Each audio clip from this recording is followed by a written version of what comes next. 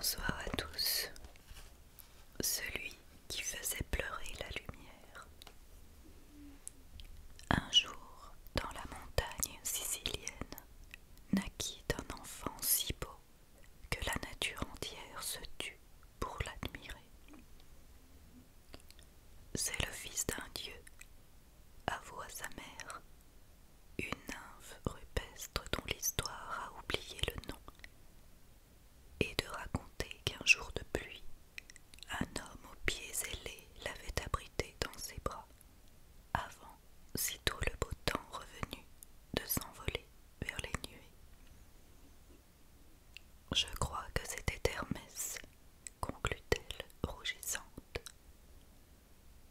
Comme elle l'avait mis au monde sous un laurier, le petit garçon fut nommé Daphnis, et les bergères se disputèrent le privilège de le chérir. Avec l'âge, sa beauté ne s'atténua pas. Devenu le plus séduisant des pâtres, il subjuguait les nymphes des bois et des campagnes qui faisaient des rondes autour de lui. C'était à celles qui l'entraînerait dans la danse. En riant, il les repoussait, car, à leur jeu bruyant, il préférait la compagnie de Pan, son demi-frère. Ils s'étaient rencontrés une nuit de pleine lune, sur les flancs de l'Etna. Le faune jouait de la flûte sous les étoiles. Daphnis, envoûté par la musique, était venu s'asseoir près de lui et l'avait écouté jusqu'au petit matin. De ces heures mélodieuses datait leur amitié. Depuis, Pan l'avait initié au rudiment de son art et lui avait même, à plusieurs reprises, prêté sa précieuse syrinx. De cet instrument, le jeune berger tirait des sons si poignants qu'il faisait pleurer les âmes sensibles. Ce fut le cas de Lyké, dont le nom signifie lumière.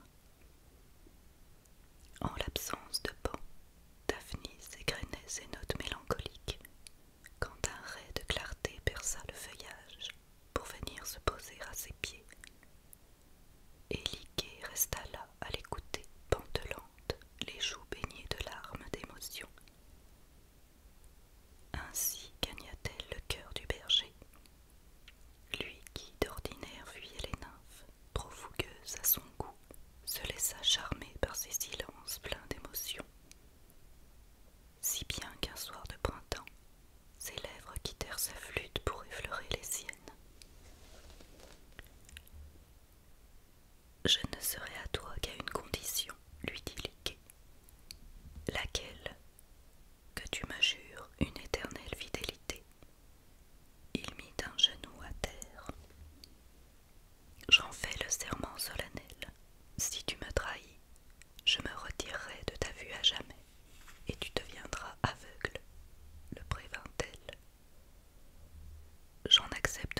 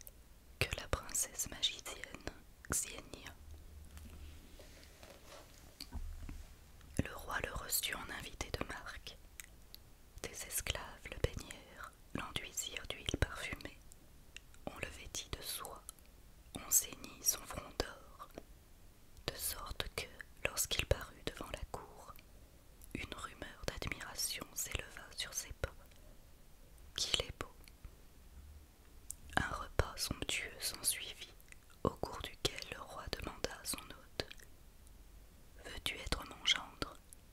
Tu me succéderas à la tête du royaume. C'était une offre, ma foi, fort alléchante. Cependant, Daphnis refusa. Je suis déjà fiancée et ne puis trahir ma parole. Cette loyauté d'honneur, répondit le roi. N'en parlons plus. Joue-nous plutôt quelque air de ta composition. Tandis qu'il embouchait sa flûte, nul ne remarqua que Xenia furtivement s'esquivait. Quand elle revint, le morceau se terminait.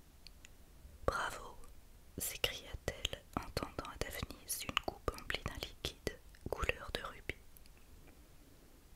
Après une telle prestation, tu dois avoir la gorge sèche. Pour te rafraîchir, bois ce nectar, tout droit issu des vignes de Dionysos. Le musicien ne se fit pas prier. Il avala quelques gorgées de vin, et aussitôt les traits de Lyké s'effacèrent de sa mémoire, remplacés par ceux de la princesse. S'inclinant devant le roi, il déclara d'une voix vibrante: J'accepte votre proposition, sire, car j'aime votre fille plus qu'aucune femme au monde. Un tonnerre d'applaudissements salua ce revirement, et le roi, en souriant, bénit les tourtereaux. Xenia, qui avait, vous l'aurez deviné, versé un élixir d'amour dans la boisson de Daphnis, se blottit tendrement contre lui. Les premiers rayons du jour les trouvèrent endormis dans le même lit. Je vous laisse deviner la fureur de Lyké devant ce spectacle. Chose promise, chose due, siffla-t-elle.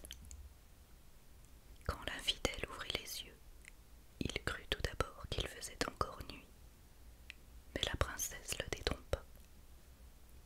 Le soleil brille, dit-elle, la lumière est éblouissante, elle entre par les fenêtres et baigne notre chambre. Alors, d'un coup, Daphnis comprit.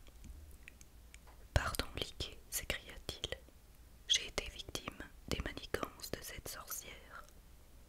Ce sont ces philtres magiques qui m'ont brouillé l'esprit, mais mon cœur t'appartient toujours. Hélas, Lyké ne voulut rien entendre. À tâtons, le berger s'en alla retrouver ses brebis, en composant des airs plus tristes que jamais. Sa cécité fut cause de sa mort. Comme il cherchait un agneau égaré dans la montagne, il buta sur une pierre et tomba dans un ravin. Les nymphes des bois et des campagnes, accourues par centaines, tentèrent en vain de lui porter secours. Il expira entre les bras de Pan, dont les larmes donnèrent naissance à une source. Cette source existe toujours. On la nomme Psera, ce qui signifie deuil, car son murmure ressemble à l'ultime mélodie jouée par le faune à son demi-frère.